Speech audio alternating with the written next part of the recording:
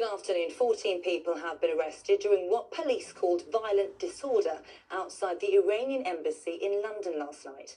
4 injured people were taken to hospital, and the Metropolitan Police say officers were hurt too when tensions escalated at a demonstration against the Iranian regime's crackdown on protesters inside the country. Hannah Kings is at the embassy in London.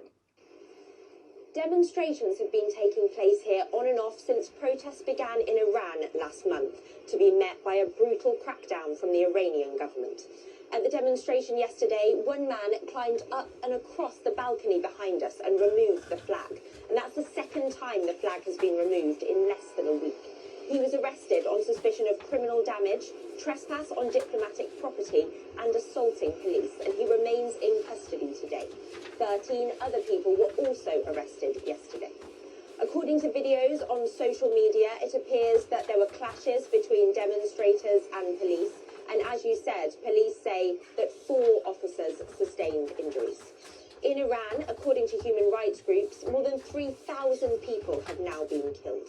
It is being reported that things are calming down on the streets there now, but a continuing internet shutdown across the country means getting accurate information is extremely difficult. Tensions certainly remain high though, and what happened here yesterday is perhaps a demonstration that some of that tension is being felt here too. Hannah Kings at the Iranian embassy in London. The former Prime Minister, Sir Tony Blair, has been appointed to Donald Trump's Board of Peace for Gaza. He is the only non-American named to the group, which includes US Secretary of State Marco Rubio and Mr. Trump as chair.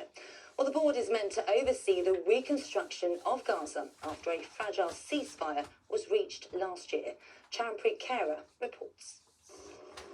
October's ceasefire was meant to bring peace. Instead, Gaza remains volatile.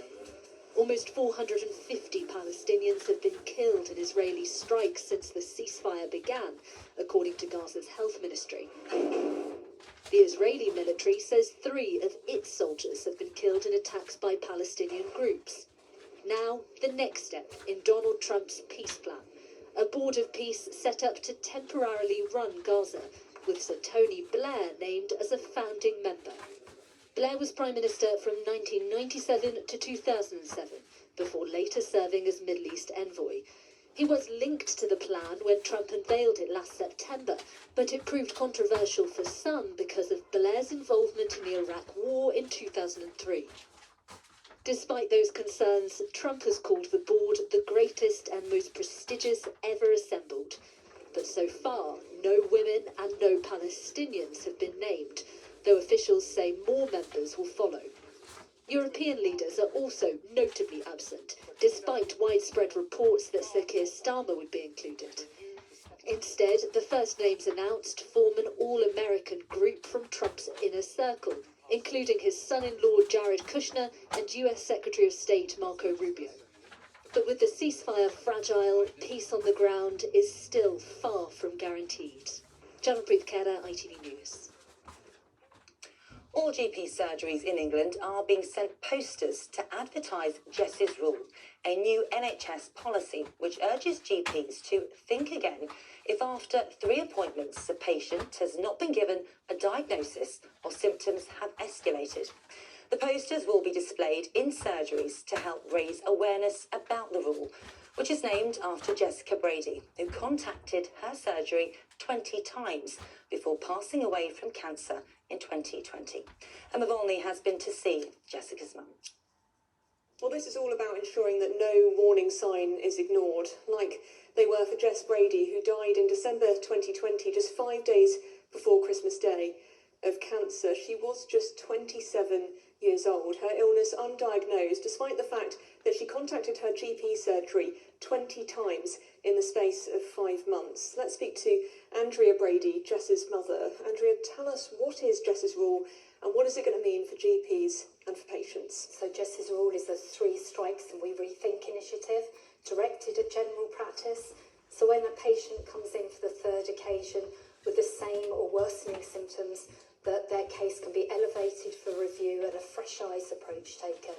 And Jess was privately diagnosed in the end, but by that point it was too late. But she spent her final weeks, didn't she, just fighting for change so that others didn't have to go through what she did. Yeah, Jess was such a sweet, kind person, but she also had quiet determination and integrity, and she was desperate for the message of what happened to her to be realised, really, and for change, positive change to happen. Andrea, thank you so much for speaking to us. Well, of course, nobody should ever have to go through what Andrea has had to do, but today at least gives some hope to the family that others won't have to go through the same devastating heartbreak. Emma Bonney reporting that. In other news, the Justice Secretary David Lammy has blocked the transfer of Jimmy Mizen's killer to an open prison. The parole board had recommended the move after Jake Farry, who'd been free on licence, was recalled to prison for releasing music about the murder. Farry was given a life sentence with a minimum 14-year term for the murder of 16-year-old Jimmy Mizen in 2009. Experts say there is no evidence to link paracetamol use in pregnancy to autism. A review of the research was commissioned after President Trump linked a rise in autism cases with the medication. And Shirley Ballas has revealed she was rushed to hospital after falling and hitting her head on a glass table. The 65-year-old Strictly judge said she hurt her neck and back in the fall, but scans revealed no damage to her skull and she just needs to rest for a few days.